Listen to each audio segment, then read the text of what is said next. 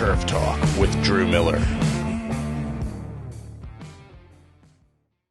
On this episode of Tiger Turf Talk, we host Dr. Andy McNitt of Penn State University. This is a must-listen for all of our listeners, all of our students. This is one of the best episodes we've had yet from someone who has so much to offer when it comes to education, being an educator himself at Penn State for the 4-year program where he developed a long tenured program where sports turf managers are being put all around the world, and even golf course managers.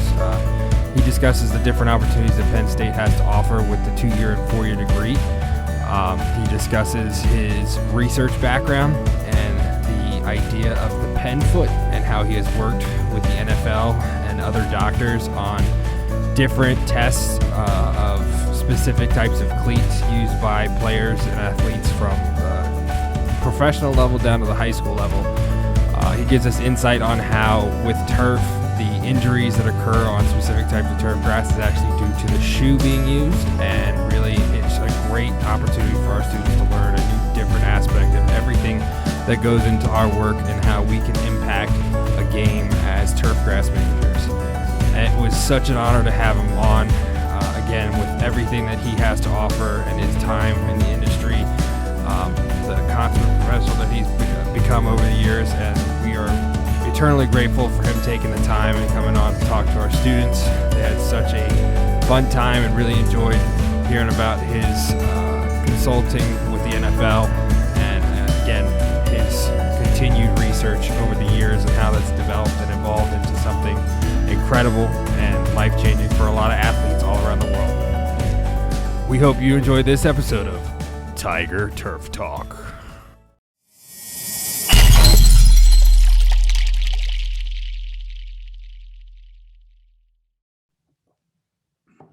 Good afternoon, everybody. Welcome to the 20th episode of Tiger Turf Talk. I'm your host, Drew Miller, with your special co-host, Ethan Rice. We are so excited to have Dr. Andy McNitt on today, a legend in the sports turf industry and the turf grass world. We're really excited to have you on today. How are you doing today? I'm doing great. How are you guys? What's the weather like in Virginia? It is bitter cold. It is very windy today too, I'm pretty sure. I've been out a couple times, thank goodness. I've gotten out of my hole. It's really windy here too, and on the chilly side. I don't know what bitter cold is to you, but that might be different than what it is to us. I think it's 20 out today, right, Ethan? Or is it a little bit warmer than that? It's like 20, but it feels like 10 because of the wind. Because of the wind. Yeah, we have a similar situation here. Really windy. It's been really mild this winter. It's been pretty warm. So today's kind of a crazy kind of day. But there's a little mixed. We get, above average temperatures, but then it gets cold for a little bit. You guys get the snow though. We have been getting some snow, and we got some more on the way from what I see Monday and Tuesday. We might actually get snow, which is like unheard of in Northern Virginia nowadays. Right. We might get snow this weekend, right? Pretty soon. I think it's Sunday into Monday, but it might be Saturday night into Sunday. Right. They're forecasting snow for us like Monday night into Tuesday. So right behind us. Maybe 8-10 inches. Hard to say, depending on what model you look at. Yeah, our 8 to 10 inches. I think that was like 5-6 years ago was the last time we had that much snow. We always have fun with our school district because if we get like 2 snowflakes, we get like a day off. Yeah, not here, man. We had like 10 inches of snow and school's on. Thanks, public school system. We appreciate that. Got it clearing it. So anyway, I digress. No, for sure. So you're from Penn State and everything. You've been there for a long time. And I actually met you without knowing who you were when we first met.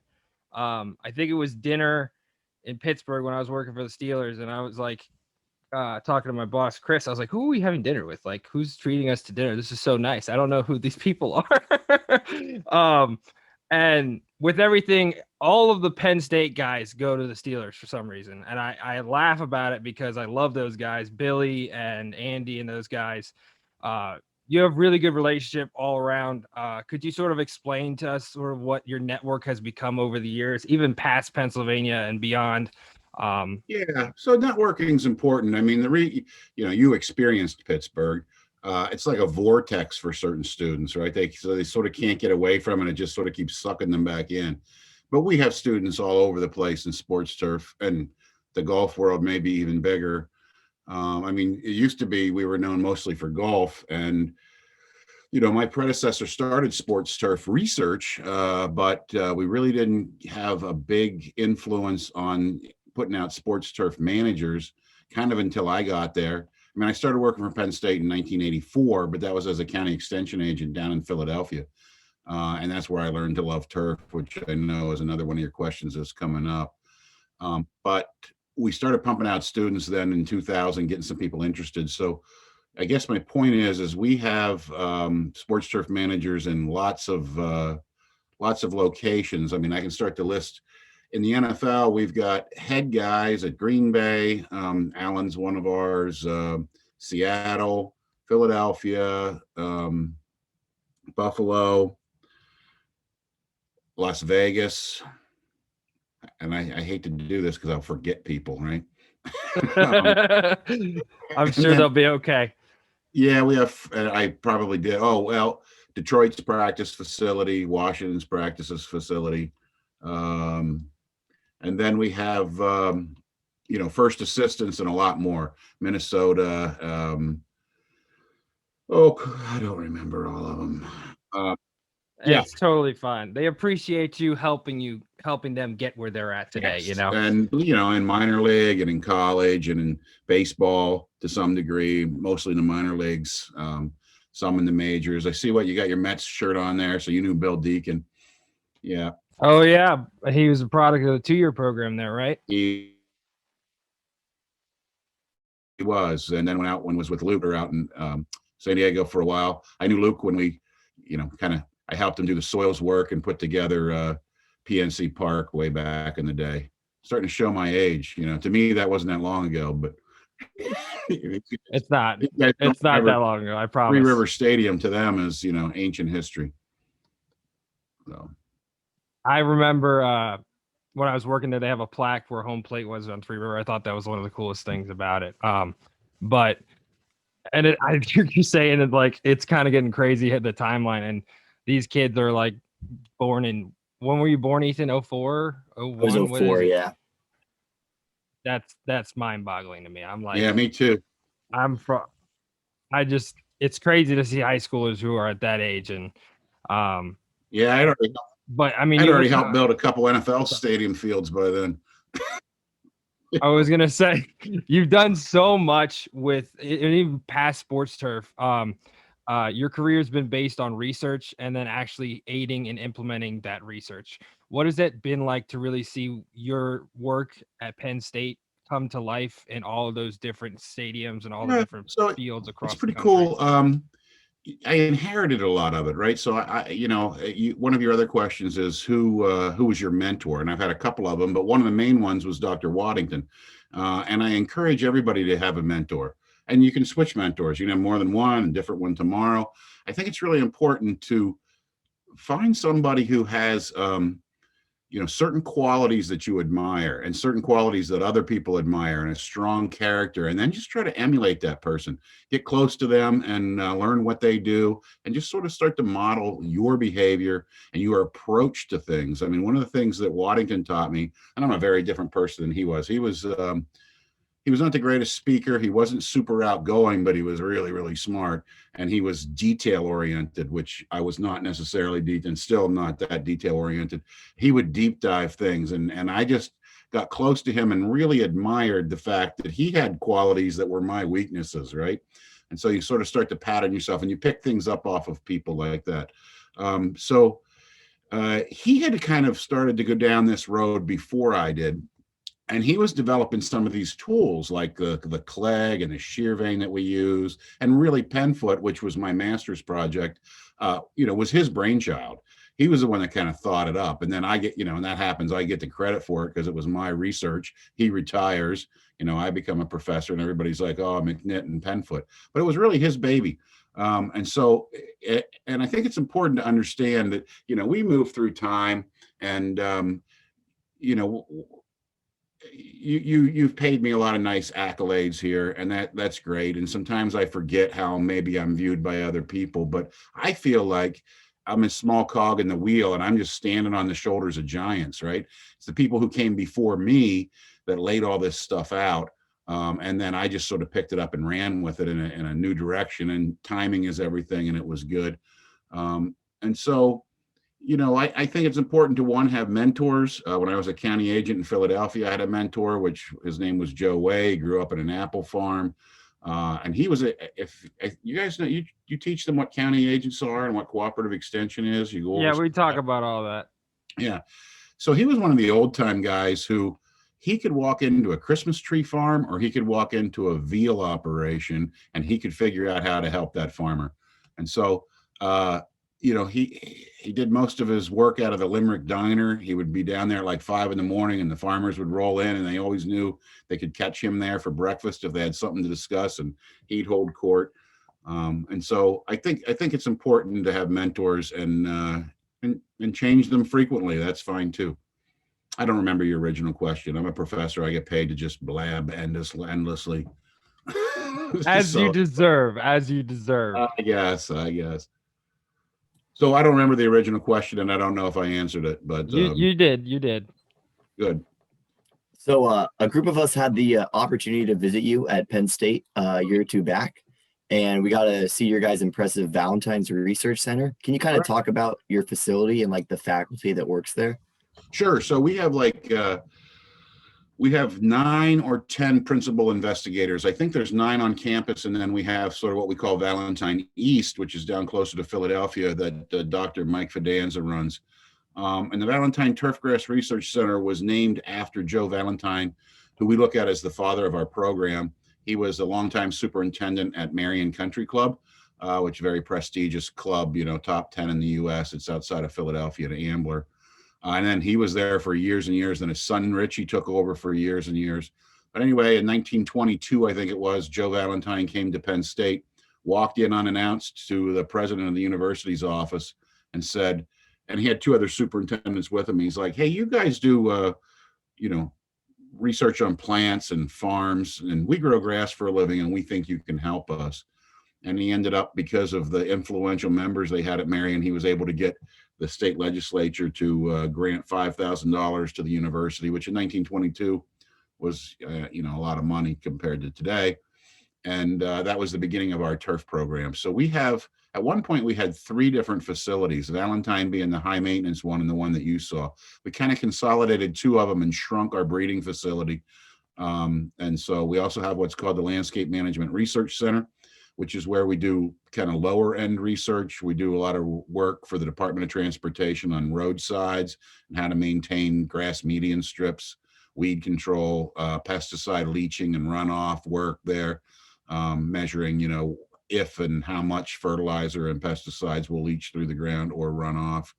And then our Valentine Center is our high end one, where we're doing golf green research, golf fairway research, sort of NFL football type research. It's within walking distance to the campus, and it's in the shadow of Beaver Stadium. So it's a great location. The university keeps trying to take that land from us for some other reason, but so far we've been able to keep it.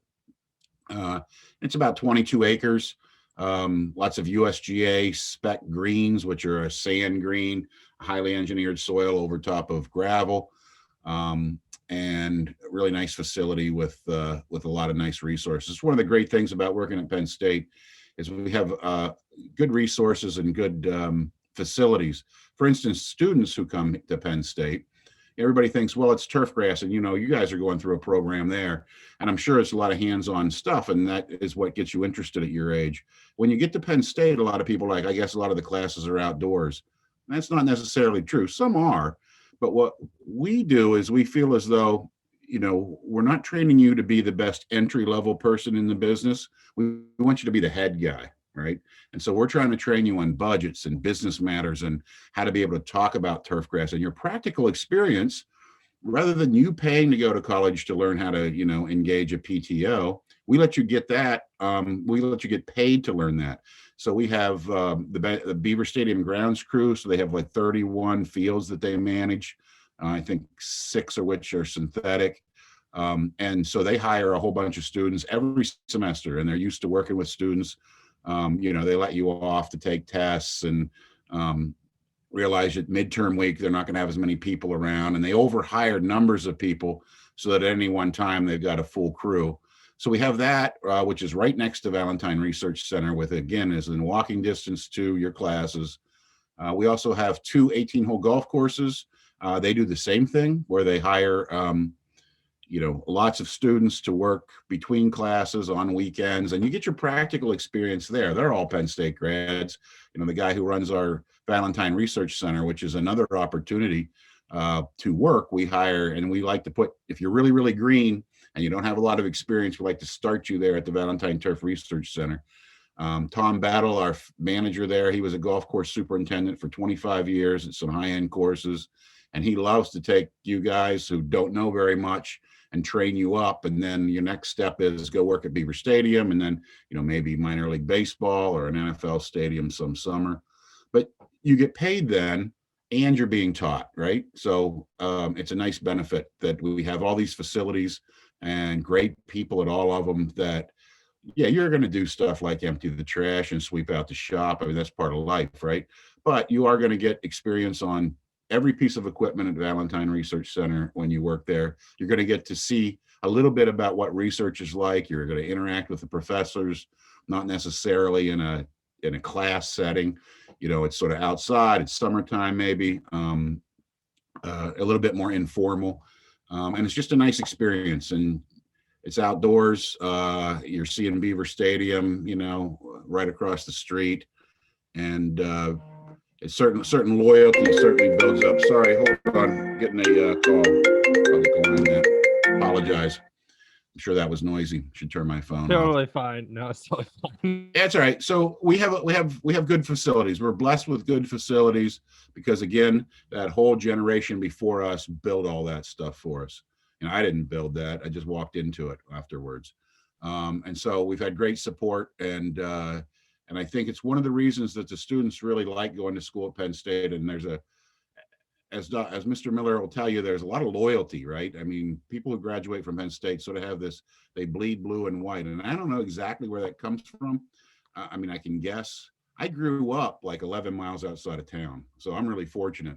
I'm in the same home school district right now, but my kids went to the same schools I went to. We're near my parents. We're near my wife's parents. So I sort of get it, but I sort of don't, because I'm from here. You know what I mean? When you're real close to it. But there's a really strong bond and a strong loyalty to Penn State. And I think that's one of the other things that's, we think we do a good job of teaching students, but everybody, there's a lot of good places, that Virginia Tech has Goatley and some others that, they do a good job of teaching. I think the unique thing, there's a couple unique things about Penn State. One is there's a lot of us, right? So most schools you go to, there's 2 or 3 professors. Here there's 9. And so when you take a plant nutrition course, you're not taking it from a corn person. You're not taking it from, a Christmas tree person. You're going to take it from a turf person. When you get soil physical properties, you're in my class. You're not taking that from a corn person or an alfalfa person. You're taking it from a turf person.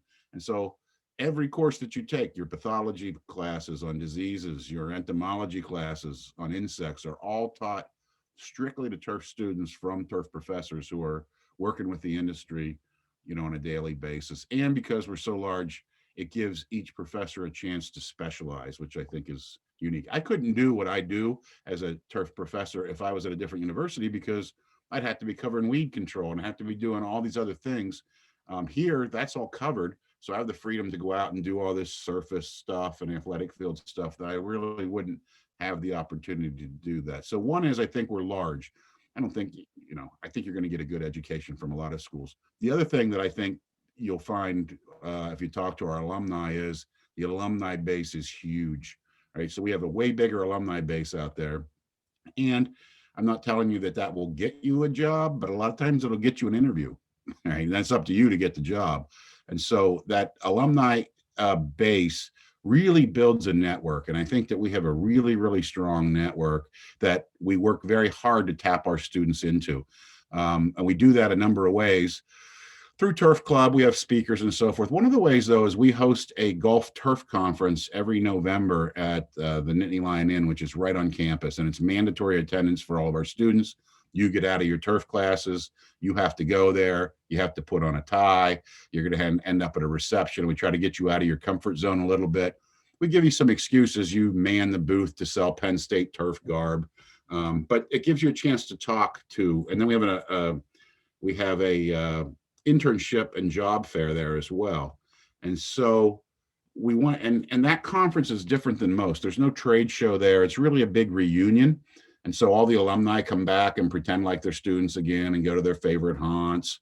And there's just this collegiality, and it's a big reunion, but you start to tap into that network. And then of course we take, 12 or 16 students to STMA every year and 12 or 16 students to GCSA every year to compete in the competitions.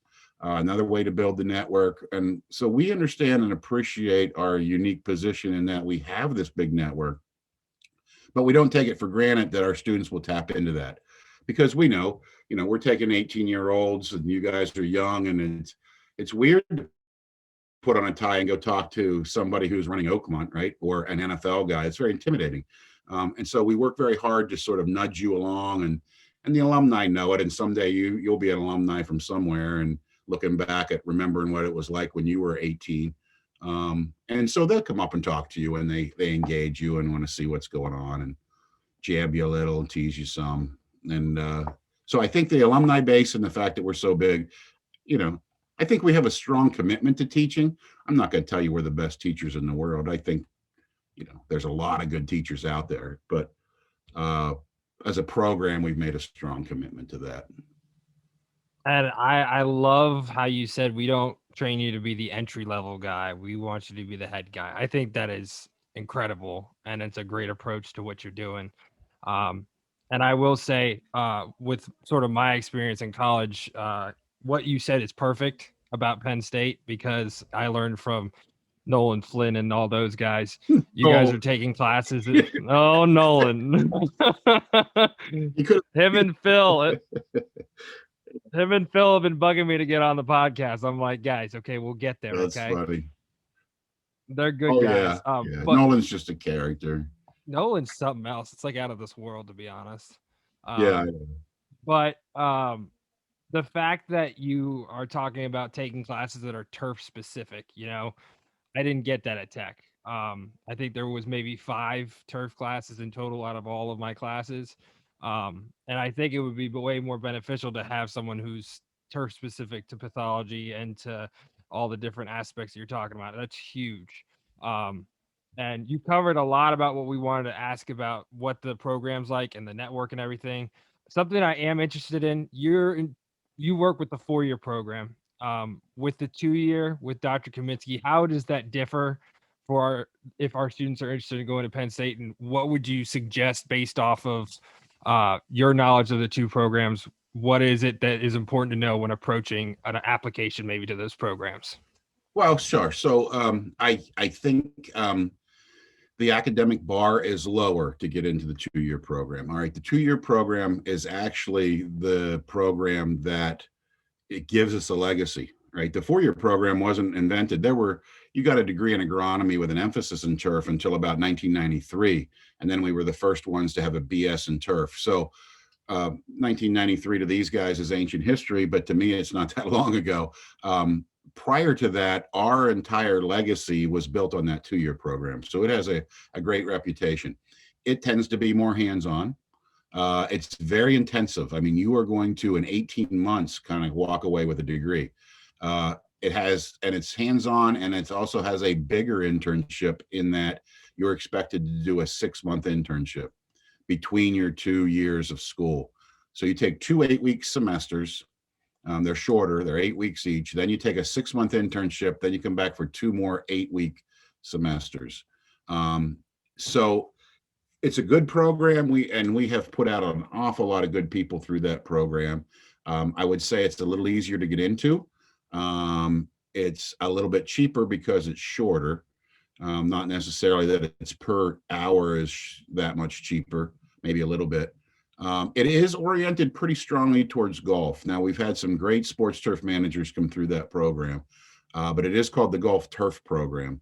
But we have a student right now who is interested in sports turf and is doing their internship in sports turf. And so it's a good program. I strongly recommend it. It's shorter. It's a little more hands-on. You're not going to come up with a BS degree. The good thing is, though, is that it has a very, very strong reputation in the industry. So I think that helps. Now, is there a pathway?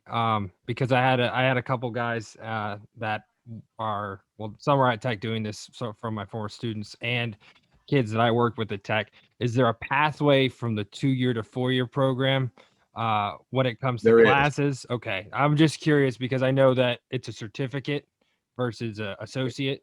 So I'm just curious what No, that it's not an pathway is like. Yeah, so it's not an associate's degree. It is a certificate degree, a certificate, but it is recognized. I mean, if you look at GCSAA's how to become a certified golf course superintendent, the minimum education is based on that program. I mean, they took that program and said, we can't exclude these guys, so we're going to make sure that that fits in underneath the umbrella. So the pathway is, if you complete that entire curriculum, it is worth 1 year towards a BS degree, because that's about how many hours you spend in the classroom. And those will matriculate in as about 30 credits. So that it's going to be worth about 30 credits to you. So 2 8-week semesters is, 15 weeks, and then 2 more 8-week semesters, another 15 weeks. That's how it works. Now, you start to take that, you look at our World Campus program, which you can do everything at a distance. And, what we tried to do at Penn State is lay out a smorgasbord of options where you can jump in here and then you can pick up some credits there. And then while you're working, you can get some more, or you can come to school for a year and be able to come out with a degree that's indistinguishable from any other degree. It never says on there, well, he took half his classes online. It doesn't say that. It's the same professors teaching the same numbered classes. It's just a different way to teach that we're getting used to now through online materials. And every one of our online programs, we have a basic certificate, an advanced certificate, an associate's degree, a BS, and a master's. They all build on one another. So when you get credits for your basic certificate, that can roll into an advanced, that can roll into an associate's, that rolls into a 4-year degree, et cetera. So we've tried to make that as smooth as possible. But so yeah, you're part of the Penn State family, and we figure out a way to accommodate you. And we have, I don't know if you met Diane Petrunak. Have you met Diane before? She's the student coordinator, correct? Yeah, right. Yeah, So we met. She's an expert at that. And so she can tell you, if any of your students want to talk to her, she can talk to you, well, what are your grades like? What are you thinking about doing? And she can help sort of fit you. You might want to start here. Maybe you want to start at a community college and pick up, because it's cheaper. You go in-house and get your gen eds out of the way, and maybe take a couple of turf classes online. And then after a year or two, you transfer to Penn State and get the rest of your credits and end up graduating with a turf degree, because you save a lot of money that way from out-of-state tuition. And if you take credits online, it's called World Campus. So you get in-state tuition for any online class that you take, regardless of where your residency is. So there's a lot of options, and you can start and stop anywhere. And, there's mileposts along the way. That's what we tried to set it up at. Like you attain this, that'll get you a job, and you like what you're doing, that's good. And while you're there, maybe you can take the next step and get the next milestone and the next one. And, like I tell the students, all these degrees are wonderful. How you perform in the field is probably going to be more important.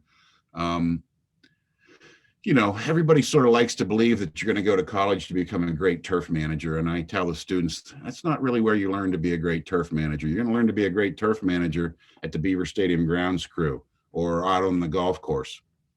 What college teaches you to do is it teaches you to talk about turf, right? And it teaches you to think about turf, because the best turf managers aren't necessarily the best grass growers. What they are is they're the best ones to convince the higher ups that hold the purse strings to give them the resources they need to get the job done. And if they're good at that and they can create a good report with numbers. They can talk the talk of their superiors and can converse intelligently about turf grass. They're going to get the resources to produce a fantastic turf out there. And so that's really what you learn in college. I remember going through school thinking, and I was an undergraduate in horticulture. I'm like, I want to learn to grow strawberries, and they're not teaching me how to grow strawberries. That second part's easy. That's what you are hungry for now, and that's good that you're hungry for, because you'll pick it up like a sponge when you're actually in the field working.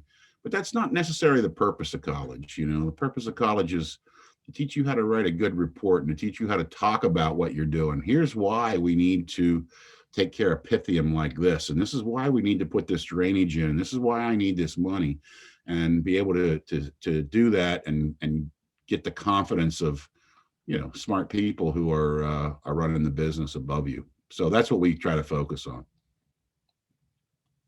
I don't know if that makes any sense to 17-year-olds, but yeah, no, we got that. Yeah. Okay, so on our field trip, we got a couple years back, we got to visit some of the different turf managers around like Happy Valley and Sure. see the relationships with the turf program that they had.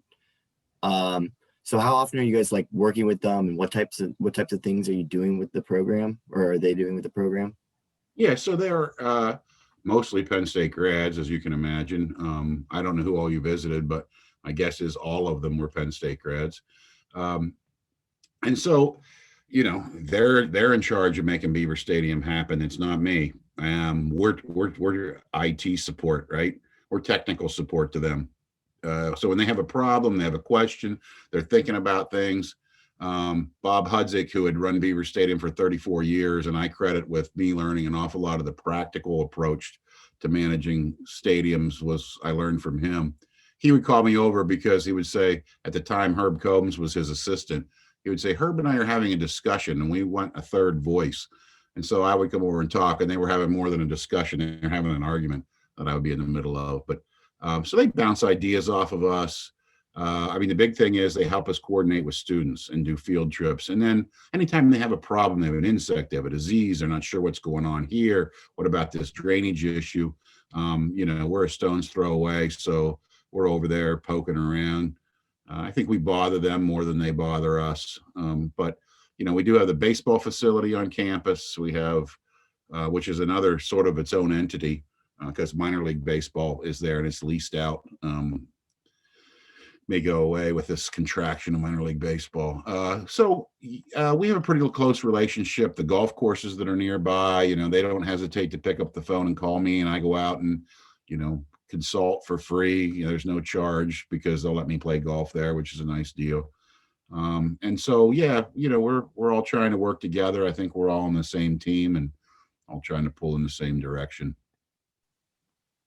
But we have contacts all over the world. We're sending students to Ireland and Scotland and Italy to do internships.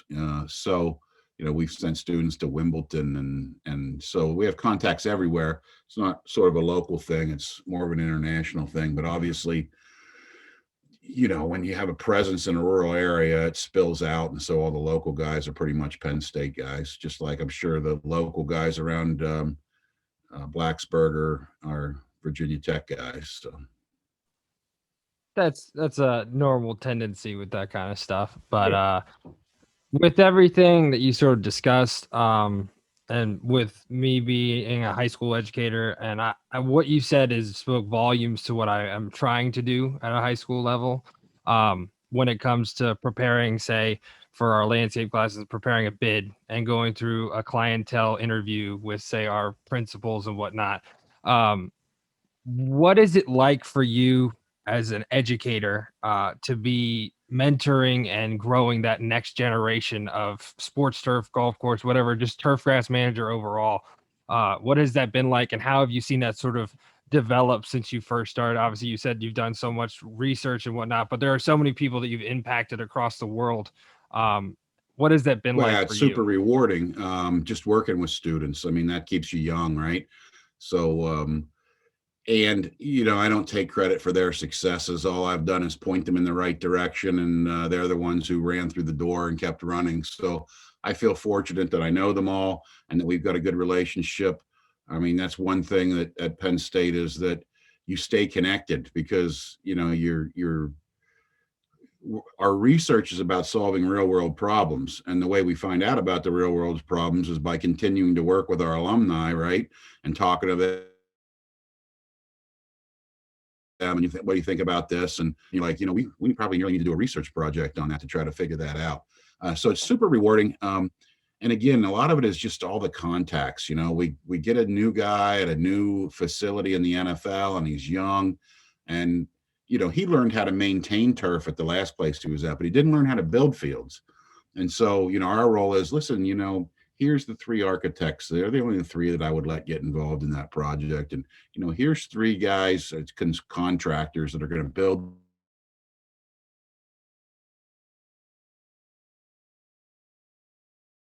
and help you do quality control. And so, we try to set everybody up for success. But yeah, working with students is great. I used to I have 6 kids, right? And so I had these calibrators. I could always go, oh, these students are about as old as Joey, right? And these now, like, all my kids are graduated. They're all graduated from college. They're married. They're adults. And I'm losing that contact now. You're telling me these students were born in 2004 or whatever. So it's getting funny. I think I'm becoming the old man who tells jokes that nobody gets anymore. I used to think, 15 years ago, these guys were like rolling in the aisles laughing at that joke. Now everybody looks at me like, what's he talking about? we all still laugh at it. They're just they're being shy. Some crazy old man up there rambling on about a nutty stuff. So again, it keeps you young, and I really enjoy teaching, and I don't enjoy teaching online nearly as much as I did. Yeah, it's hard to establish relationships, right? It's a lot harder. It is. You have to work at it. So there's a bunch of kids in this meeting that I actually haven't met in person once. So it's really it's weird in a sense, and I understand what you're saying, for sure. And again, another big thing that you do that us Hokies could not stand because you kept beating us. You talked about it for a little bit.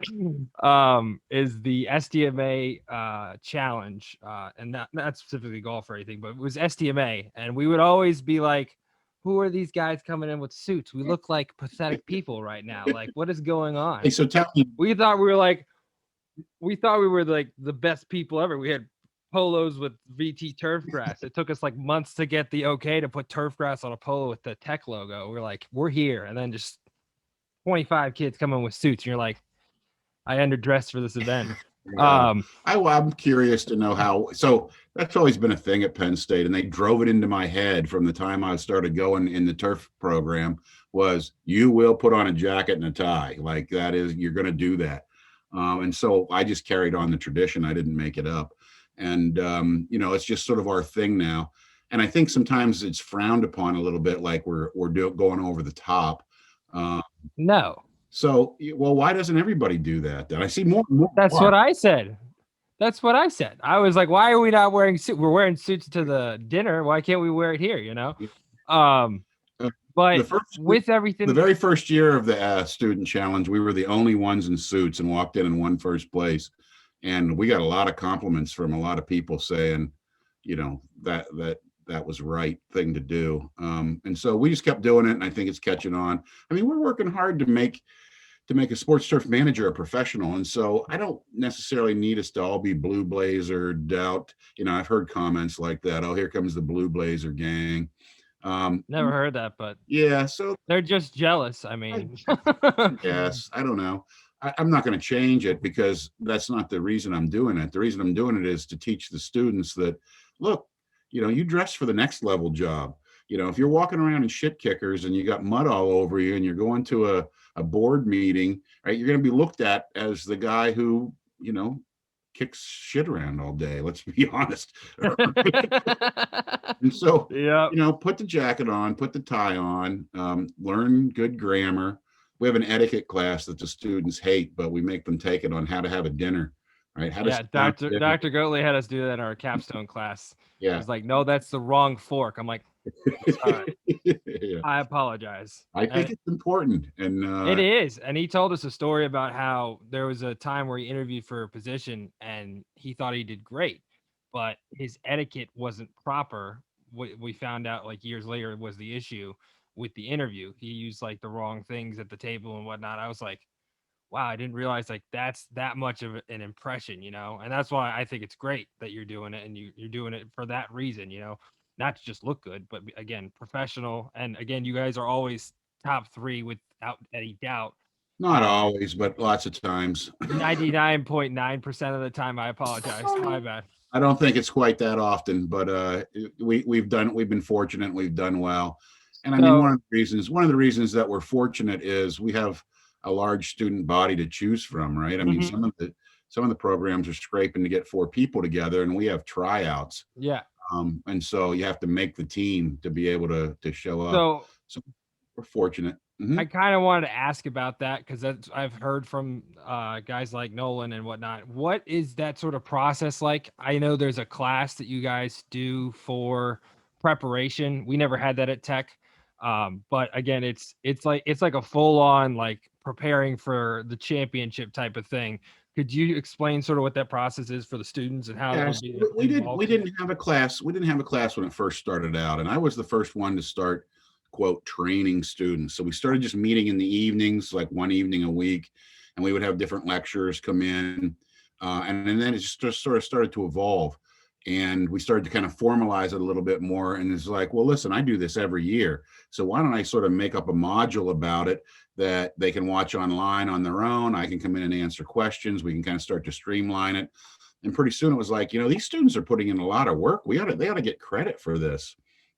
And so it's not a required class. It's optional, and it just feels like a elective kind of thing. But they do get 2 credits, if they complete the class, whether they make the team or not, they still get the 2 credits. And so you meet once or twice a week in the evening, like at 6 o'clock. And, it's now become, over the last 20 years, it's become kind of a real class with known things we're going to study and work on, and known speakers. And it's passed for me. I don't really do it anymore. I mean, I'm a guest lecturer, but it's really run by Dr. McGraw, our entomologist. And it's now become part of his job description.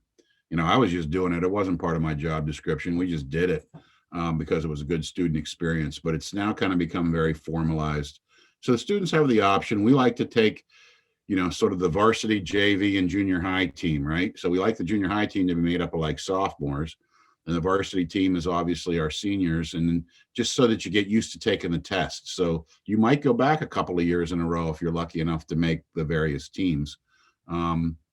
So yeah, we work at it. We think if you go there as a sophomore and fail miserably, but you watch those seniors win, right? It becomes, hey, we got to do that too. We can't let the program down. Whereas if you're just there for the first time, you don't really know what's going on, and you wander in and you take the test, and then, wish you'd done better or studied more. But I have to hand it to the students. Again, I'm not sure that we are training them. I think we're setting up an environment for them to succeed in, right? And that environment becomes infectious most of the time. And so they want to win because the people before them won, and they don't want to be the ones to leave everybody down. And so I think it's important to just sort of create that environment. But we have a lot of fun. And then we travel as a pack sometimes, which gets probably pretty obnoxious. Probably some funny stories with that. Well, we walk down in the trade show. Here comes like 20 guys in blue blazers. And it's sort of an entourage. And we don't do that on purpose. It just works out that way. And then our good thing is we get support too. We get support from both the Pennsylvania Turfgrass Council and from the Keystone Athletic Field Managers Organization, our state sports turf. They help fund the travel. And so the students don't have, I don't know if you guys had to do fundraising to come up with your money. Yeah, we had to do a couple. We maintained a local field for our fair, so it wasn't like anything crazy like we're mowing it every day. But yeah, but that's still good that you got to do that. It's a good experience.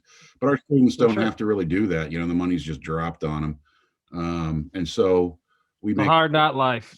Yeah, we make sure that we have enough money to get the students where they have to go, and we've gotten some grants over the years that'll cover a partial year for Oh, wow. But there's lots of opportunity there. And then we also have a cool golf tournament if anybody golfs. We take on Michigan State's turf program every year. And we'll go out there one year and they'll come in here the next. And they play at some pretty high-end courses because we have alumni. Both programs have alumni. And we have what we call a Cutter Cup. It's a cup cutter that's made into a Stanley Cup-like looking trophy. And, we take like 3 or 4 teams plus a set of caddies for everybody. And they take 3 or 4 teams and a set of caddies. And we travel back and forth and have a golf tournament, and that's a lot of fun. They have a big dinner afterwards, and you get to meet awesome. people from another turf program. So That's awesome. yeah, it's a long tradition that we have. Now when you win, you paint the handles like the colors of your school. Then when they win, they paint the handles the color of their school. We're gonna have to get some paint stripper out soon because it's getting kind of thick. But we have fun. Sometimes we have like an alumni tailgate at homecoming, and we rent a tent and have hors d'oeuvres and whatnot. And then the alumni come around and meet the current students, and so you try to do a lot of that to build that network, which I think is important. So can you discuss your involvement in the STMA and the importance the organization has on the industry? I think that they're a young organization. I mean, they only started, to me, they're young. They only started like 83 or 84, which was when I was graduating with my BS degree. And so I can kind of remember some of the early days. I mean, I didn't really get involved with them until, I don't know, like 1990 or something like that. So they were only like 6 or 7 years old when I first got involved. And the organization has come a long way, although I think it has a long way to go. But it's a great organization. It's mostly just that the people are great. And that's one thing that attracted me to Turfgrass was the people are fantastic. It was the first thing I noticed when I started dabbling around in turf, which anyway, turf was not my choice. It was thrust upon me. I was a county extension agent. And they're like, well, traditionally the Philadelphia county agent handled turf. I'm like, I don't know anything about turf. They're like, well, you're going to spend 40% of your time doing that now. And the first thing I noticed was I really liked the people. And so the people are great. Sports turf managers are willing to share knowledge. Nobody's trying to outdo the other person. Everybody's very helpful and trying to lift each other up. And I think the organization fosters that. I think this has been a really hard year on them with COVID because their biggest moneymaker is that conference and they couldn't have it this year. And so that's been a little bit rough on them.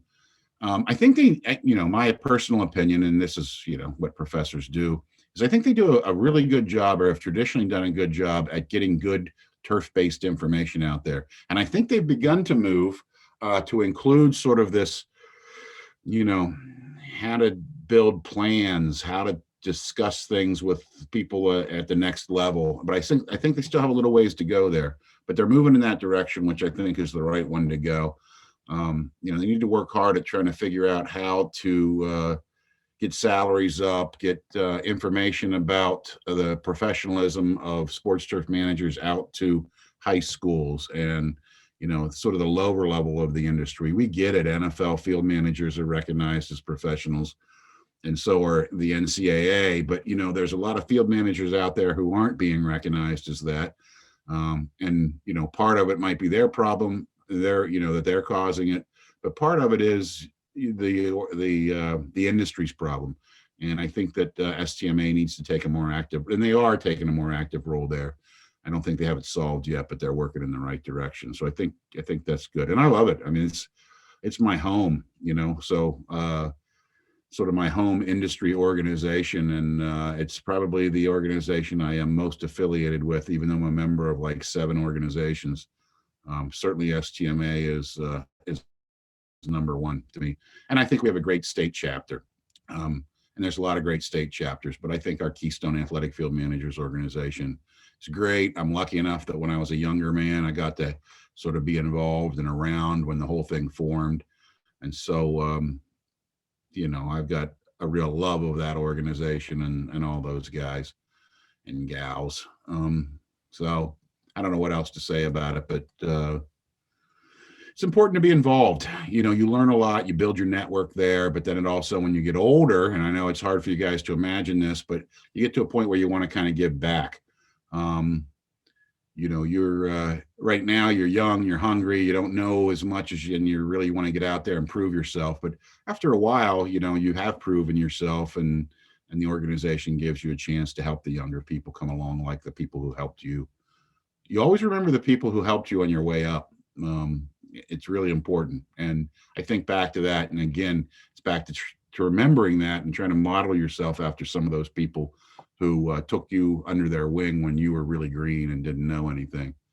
So it's important to keep that in mind. And STMA gives you an opportunity to do some of those things. Fantastic, and they are great people. And I'm lucky to have the opportunity to work with them and work with other industry professionals. So I want to sort of shift the conversation to sort of your life's work in research. You're well known because of your work on athletic fields and even golf greens. Could you sort of discuss with the kids your findings and the importance of the field design for the safety and playability of the field in the long run over time when maintained? So after the construction and everything that you've sort of worked with that over the years? Yeah, there's a lot in there, Andy. There's a lot in that question. So I'm not really sure where to start. So, the design of the field is important because, that's your base. But, a perfectly designed state-of-the-art field will fail rapidly if you don't know how to take care of it. And sometimes a standard native soil field out behind the high school has a bigger buffer capacity. There's you can make more mistakes and it'll hang in there as compared to these high-tech sand-based fields. They're finicky and a lot can go wrong if you don't know what you're doing. And so the biggest thing for a high school field is drainage. And so put a crown on that field. And if there's a crown on that field, it's kind of amazing how, not so great the maintenance can be, and it'll hang in there. Whereas if you're playing in a Super Bowl, it doesn't matter how great a sports field manager you are, you're going to be playing in a Super Bowl. And so you're going to have to fix that. So a good crown, good grading is really down to maintenance. So I'm not sure exactly what you wanted as an answer for that question, but one thing I think is fascinating that people don't realize, even other professors in turf don't realize, is what happens in an NFL stadium or in a big-time NCAA stadium is not the same thing that happens at even collegiate level, and especially not at the high school level. It's not like you take the maintenance from a high school and you put it on steroids and now it's the NFL. That's not true. It's a whole different system, and it's managed completely different, and the thought process is different. And the main reason is the stresses on it are different. It's not like a high school field where you have many little feet all day long, right? That creates a certain amount of abrasion and compaction. In the NFL, it's a sand-based field, and it's not used all that often in comparison to high school. But when it is used, it's a concert, with cranes sitting on the turf, or it's, crazy freaks of nature, big men who can move really fast. 500-pound men running at 4.4. It's whatever. Yeah. And when they plant their foot to make a cut, those forces are nothing like you've ever seen before. And so the NFL fields manager's worry is field's going to come apart. It's going to start to divot. People are going to fall down because divots are flying. And so, divots are, and that kind of wear and stress on the field is way worse than a braiding out for many little feet near the soccer goal. It's very different. So the maintenance, and it's also sand. So the maintenance practices are completely different. In high schools, most of the time we're trying to get you to put more nitrogen on. And the guys are telling us, well, I can't keep up with the mowing if I put as much nitrogen on as it says. I'm like, well, that's why you can't grow grass. Where in the NFL, I'm trying to get them to stop putting nitrogen on, right? No, dude, you're putting way too much on. You need to get that thing hungry and lean. And the reason is when you make it lean, it throws more roots and rhizomes, right? And that's what holds the field together from divoting. And, in high school, we keep wanting you to bump the mowing height up. In the pros, I'm trying to get them to bump it down, because when they bump it down, they have less total roots, but research has shown that it has more roots in the top inch. right? So even though there's less total roots, there's more roots in the top inch. And where's that divot prevention? A root 6 inches under the ground isn't preventing a divot. It's the root up in the top inch. Now, you start mowing at an inch, you're withholding water, you're withholding nitrogen, you're living on the edge, right? There's not much buffer capacity there. You walk away from that field for 2 days and don't pay attention to it, you could lose grass. Whereas if you're mowing at 3 inches and, it's pretty well fed, the irrigation system comes on, it's going to hang in there. It's not like you shouldn't be looking at it 5 times a day, but there's a little bit more buffer capacity. So anyway, I guess my point is that it's a whole different system and it's really kind of unique. And I wish that there were more people in the United States doing research on some of those high-end ones. Although Dr. Lanscoot, who was one of my advisors, always just criticized him. He's like, "You're next 8 fields in the world." Right? He's like, "You should be doing research for high schools." I'm like, "Well, I know, but I like this old NFL thing." There's a little bit of glamour to it. I like that, It's sort of like dating a supermodel, though. Like, you're really proud when you're walking through the hotel lobby, right, with her on your arm. But when you get her home, man, she is high maintenance. Oh, that's fantastic. What else you got? Oh no, I love how you explained how the approach is different, because people don't think like that, like No. really ever. And it's sort of like, well, I was taught to do this here. And like with my time being, again, working for like Chris Ecton and those guys and seeing it on our fields at Brentsville, it's a completely different game. And Yep. there's, like you said, you're saying with the 6 inches, you don't need roots down that far, because again, at the NFL stadiums, they're going to be ripping it up in 6 months. There's not a need for that. So again, I think that's incredible. With all that, you do a lot on, it's called the Penn Foot. You discussed that a little bit already. Could you sort of talk about what that research was like for your graduate project? And then again, it's still a prominent thing that comes out and you have to talk about a lot, even today. What is that, and what was it like? So again, Waddington thought that up, but he was like, we need to start thinking about different cleats and different things we can do to the turf to lower injury, right? So ACL injuries are huge in the NFL, but it's not just that. It's ankle injuries, it's Liz Frank, it's turf toe. And so we started doing that in the early 90s, looking at shoes, looking at different turf types, looking at mowing heights, water regimes, the amount of verdure that's there. And we came up with some things.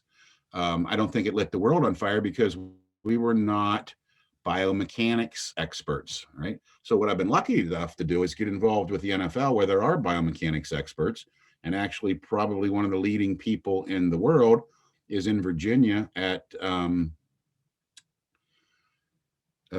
UVI, or what is it? University of Virginia. UVA. We'll go with UVI. We don't like them, UVA. Yeah. Fine. So Dr. Richard Kent's over there, and he's a trained bioengineer, was doing work with crash dummies in cars, still is. And Dr. Crandall, his associate, he works on concussions, which I haven't worked on that much. I've worked mostly on lower extremity injuries. And so they took that crazy Penn Foot that I built that was sort of the standard for 20 years, and they built what they call the Beast, which is way bigger and way heavier, and really geared more towards the NFL. So what happens when you're measuring athlete surface interaction is the weight of the player, and the down forces and the side forces are very important, right? And so when we built Penn Foot, nobody else was testing with the kind of down forces that we were using, right? But what I've learned after whatever it is, 30 years, close to 30 years, I guess, which is crazy to think about, and he taught me, not me, and we kind of knew this, is that really Penn Foot's almost for junior high, maybe some smaller varsity players at high school level, but it's not for an NFL guy because it doesn't have enough weight. Now we could, we even talked about it a couple of years, beefing it up, but they're busy trying to invent one down there that's going to be mobile anyway. Theirs isn't very mobile. It's kind of in the lab. So we've had to build boxes and take in the lab. and they've taken it out into the field and tested NFL practice facilities and game fields, but it's kind of laborious to do. So we're in the midst of that now. So over the last, I don't know, 6 or 7 years, and we've published a couple of papers on that. I noticed in your questioning, you were looking at my list of papers. I don't think I've updated that thing since 2005. I'm not sure. It's been a while. But like 16, 15 years, something. yeah, probably. So I've had a couple more pubs since then, but Just a but couple. but I'm fortunate enough to work with them. And so they're real experts in this whole thing, right? I mean, my expertise is in soils and growing grass. And so all this surface stuff was sort of wasn't a sideline, but I was good among turf people. But when you start getting into these people where that's their expertise, it's great to be their support. So I'm there to say, well, you didn't think about this from a grass growing perspective when you measured that, and we need to make sure that this is happening. And no, you can't go there in midsummer because it's not game ready. That mowing height's different, everything might be different. And so it's really taken off, and I think we've got some really, really smart people working on it now, which I'm really happy to see. And we still do it, and we still have a database, because the most important thing for all you athletes is, you can't control the surface, but you can control the shoe. And so what we have found, especially on synthetic turf, is the shoe's the bigger driver than the synthetic turf. The shoe is making this much difference. The differences in turfs are making this much difference. So there's a database. We have it linked on our site. You can look at the NFL data on which shoes they suggest. You can compare that to ours. And a lot of times ours line up with theirs, but there are some distinct differences throughout when we rank shoes. So, we're trying to get that information out to coaches, to athletic trainers, to parents, that the most important thing on injury prevention that you can do is select shoes. Then we can work on the surface after that. But other than sort of regular maintenance, on a synthetic turf system, making sure you keep the infill high. On a natural grass system, you keep it even. We're not seeing that great of differences on surfaces. So the bigger difference is in the shoes, and we can tweak the surfaces, but they're fairly minor tweaks. They only make a little bit of difference. So continue to do research in that area. It's kind of fun to think in terms of that. I mean, I've always loved football. It's great to be involved in the NFL. So we're collecting a lot of data. We're trying to come up with this. They are trying to come up with this mobile beast, and I'm part of that project, but I'm not the lead.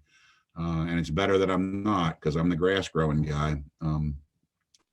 So it's really fun to work with those folks. But some real smart people working on that now. So Waddington saw this long before me.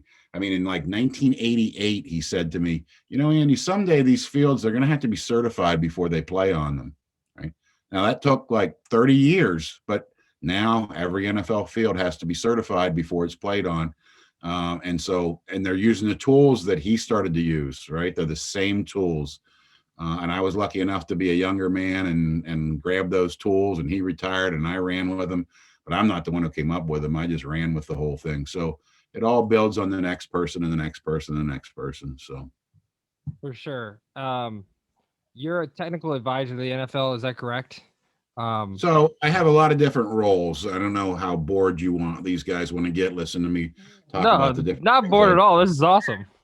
All right. So, this here comes the boring part. Right. So, boring.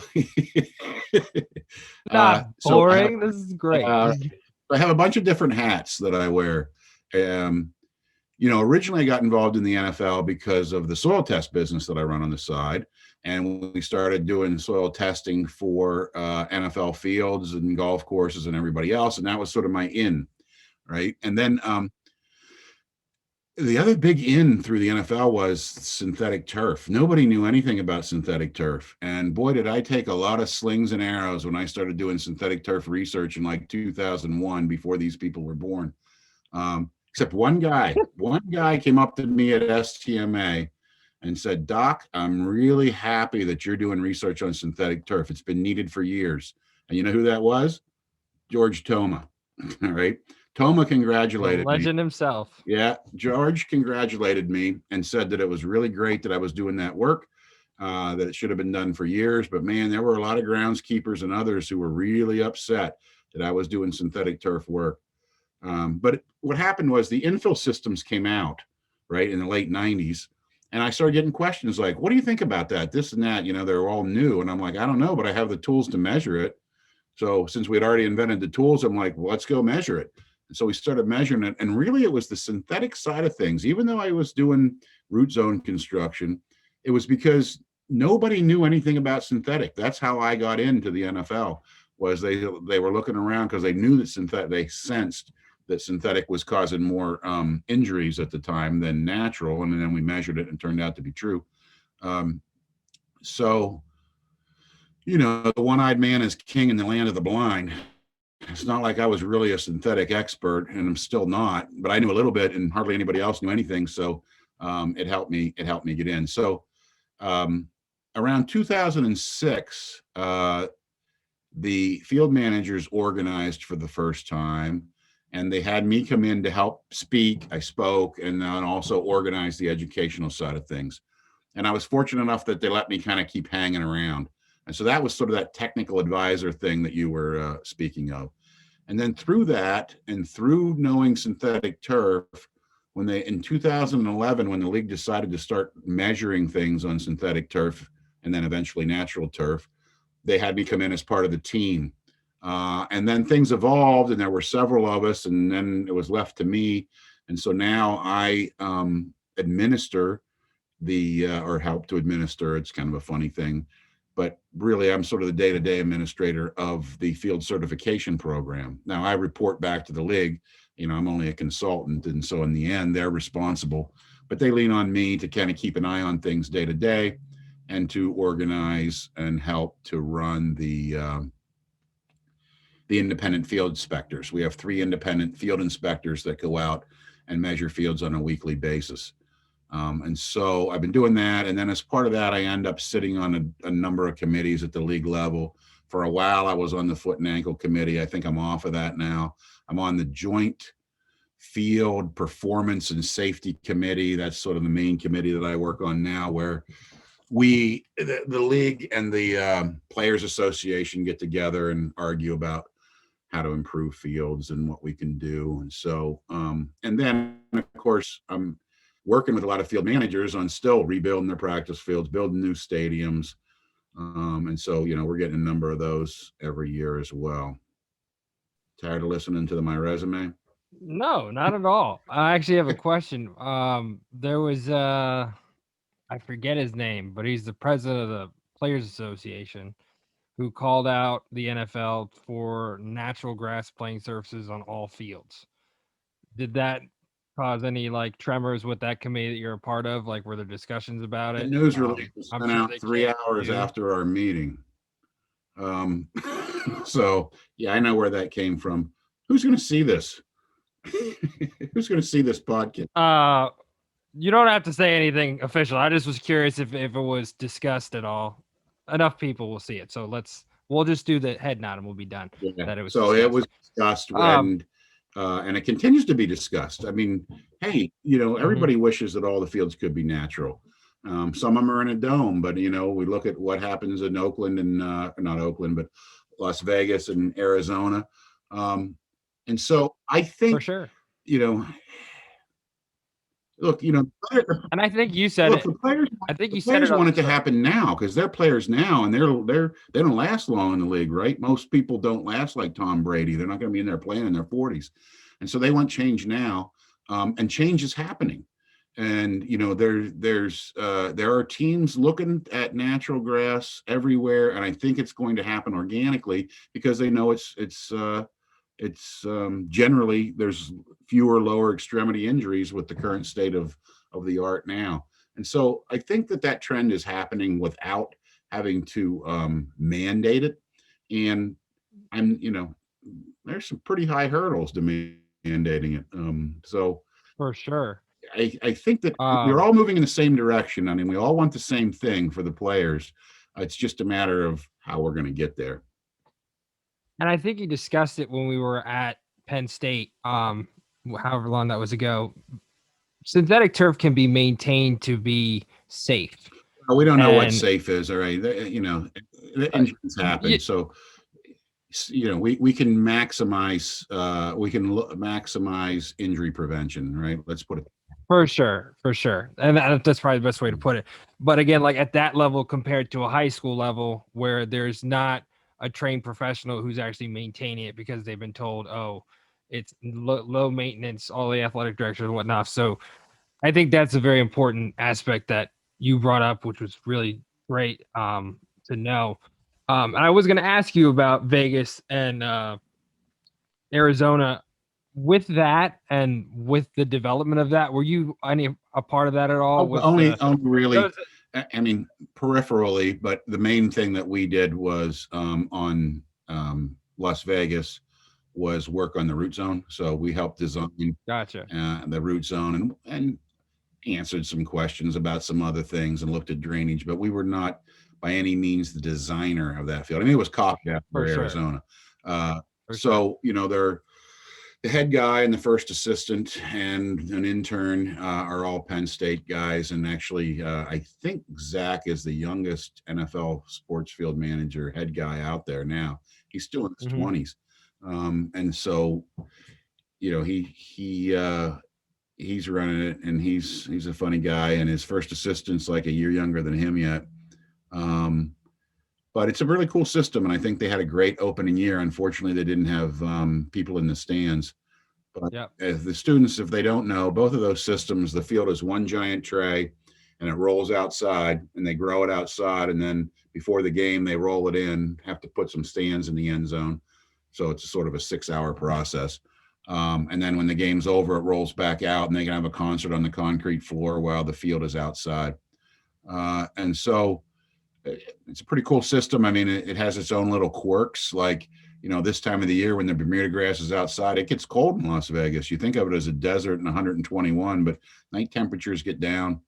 And even in the summertime, it's 121 outside. No, air condition that thing down to 60, because when it fills up with people in Arizona, for instance, then it becomes a comfortable 68 or 70, right? But initially they got to get it down to 60. And so everyone's like, well, 60 doesn't make Bermuda go dormant. No, but when you take it from 121 to 60 in a matter of 10 minutes, it shocks it a little bit. Yeah, right? For sure.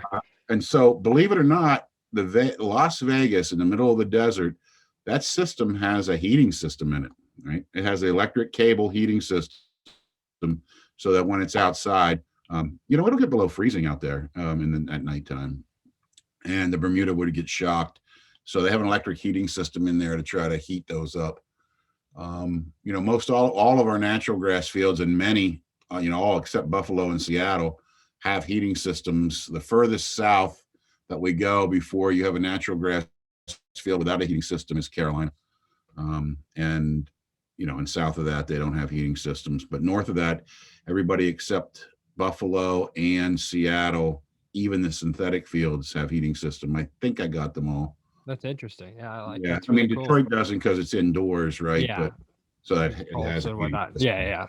It's a bigger heat system. It costs more money, With all that, you're in the committees and whatnot with the NFL. What is your relationship with the actual head groundskeepers and the groundskeepers? I know you're close with Chris and with. Yeah, I think because I've been working with them for all these years. I don't think too many of them dislike me. I'm sure a few do. So I'm closer. I'm closer to some than others, just because of history and geography, and so some of them a number of them are former students, and I've gotten to know most of them, and hopefully they trust me because I don't blab too much about what they're doing, and they're kind of forced to interact with me at times over this certification thing. So, every week I'm looking at the numbers, and we're talking to some of them going, well, you missed a number. There's a typo here, but the numbers are getting high. What are you thinking about? Because the league doesn't, the league wants no surprises.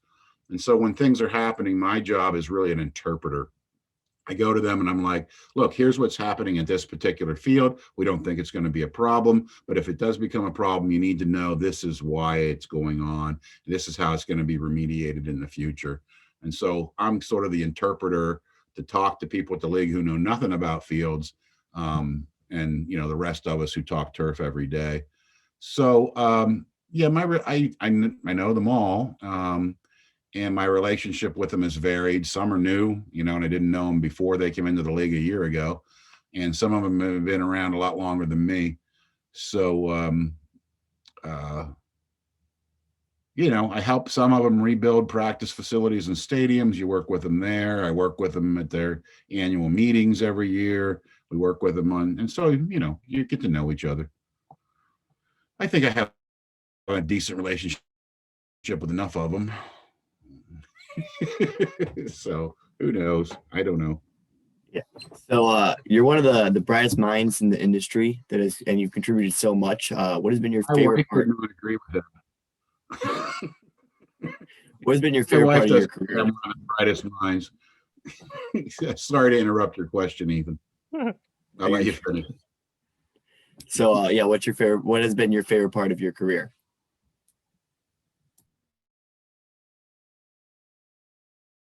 Yeah, I don't know. Working with people mostly. I mean, I'm really proud of this NFL thing. It's never what you think it's going to be.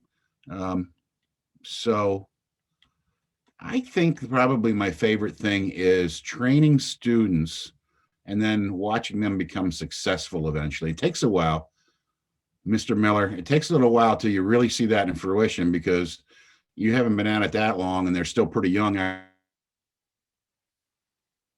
in the industry. But, and then you can really start to see the fruits of your labor. And it's all them. We teach you guys the ABCs and then you go out into the world to learn the rest of the alphabet. But that's pretty fulfilling to watch that over time. So probably most proud of the NFL piece, but most fulfilling and rewarding is watching your students go out and be successful and knowing that you had some small part in that. Thanks, sir. So what does it mean to be what is the culture like with the university? Yeah, so we sort of touched on that before. I don't know because I've always been so close to it. Certain things that you're really, really close to, you can't see the forest for the trees. And so I've always lived here, except the 7 years I lived in inner city Philadelphia. I'm from here. I grew up here. I was always in the shadow of the university. And so it's difficult for me to see it from another perspective. What I know is, man, people love it. The alumni just they have this allegiance that I'm not even sure where it comes from. I mean, part of it is, we're in the middle of Pennsylvania in a pretty rural area, and the university just dominates. So it's not like it's in another city where there's other things going on. And so the university just sort of owns the town and the students own the downtown. And I think, that's part of it. I don't know. It's a fun place. I'm not a good person to answer that question because my experience has always been here. So I can't see the forest for the trees. Hey, yeah. Before we're out of time, I do want to give your students one piece of advice. So I've been working with students for a long time. And you hear me talk about this career path, and you hear your instructor, Mr. Miller, talk about the career paths, right?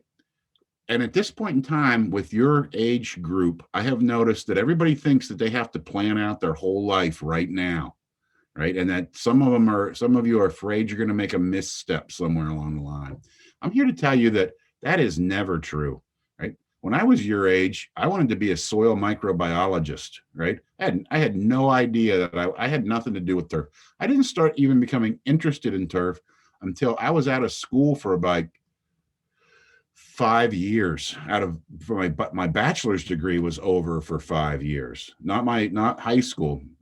I mean, I started college as a microbiology major, and then I switched to horticulture, and I wanted to run a strawberry farm, which I did for about 2 months. And then there was a horrible hailstorm. It rained golf ball size hail for 10 minutes and wiped the place out. And that was the end of my strawberry career. And then I became a county extension agent, and I had pictured myself in some rural county somewhere being Hank Kimball from Green Acres. There's a reference none of them will get, right?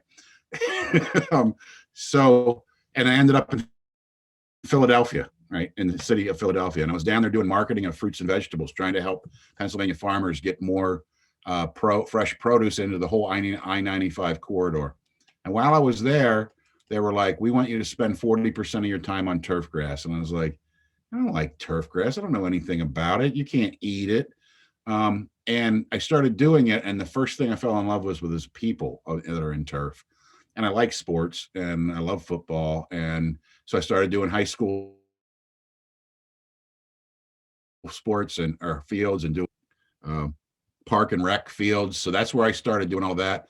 And then was lucky enough to be affiliated with Penn State, which I had no idea they were one of the number one programs in the world. I'm not sure we're number one. We're one of the good ones, I think.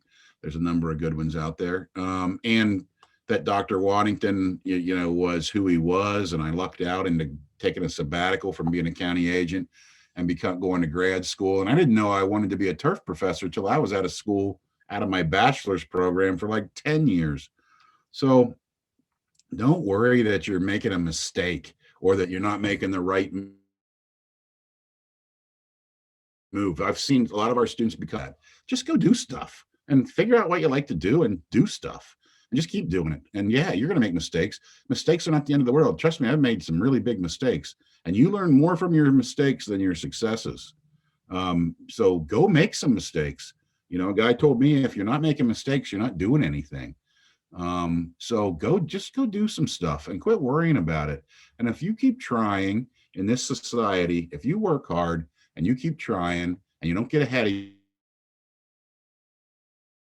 yourself, I know patient. It takes a while for all this to develop. My career didn't develop overnight. It took like 40 years.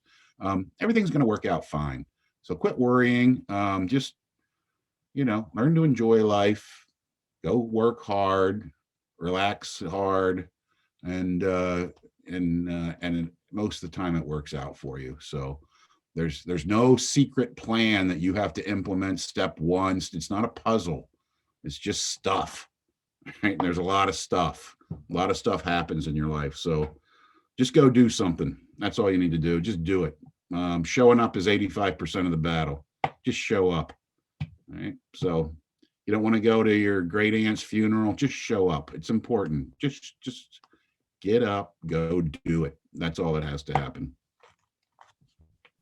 That's my life lesson. Yeah, it's great advice. Thank you. So next question, with your career, to help make things easier with hindsight of like what you've done, what would you tell yourself? Quit worrying about making mistakes. All right, I already said it. But I used to think that if I made some high profile mistake, that would be the end. And it's not. All right. And so mistakes happen, and big mistakes can be the end. But I found out most of the time, they're in the rearview mirror because life keeps moving forward, and you learn from them. You learn a lot from them because they scare you. But I would quit worrying so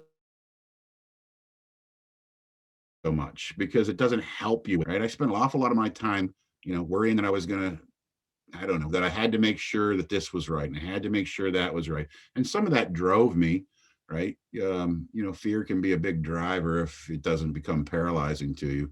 But I think that if I looked back at my career, I'd quit worrying so much. Yeah. Absolutely perfect, because I am 26 and I have gray hair, so I need to do that. That's for sure. We want to take time to say thank you so much for coming on. It was such a pleasure to have you. Such a great educational time for the kids. What do you guys say? Thank you so much. Thank you. Thanks. Thanks, all of you. It was good talking with Ethan too. Mr. Miller, I don't know about you. I want to tell your students, I see a lot of programs around the United States, and you have a fantastic instructor. You need to appreciate how lucky you are to have an instructor like Mr. Miller, because there's maybe one or two other great programs around the country. And I'm not talking about just turf. I'm talking about lots of different things. So you need to be really grateful and count your blessings that you're able to be in that school and study under this man. So good luck to you all. It was a lot of fun. Mostly you, Ethan. Thank you. I really appreciate that. Thank you so much. Good deal. You guys all have a great weekend. You too.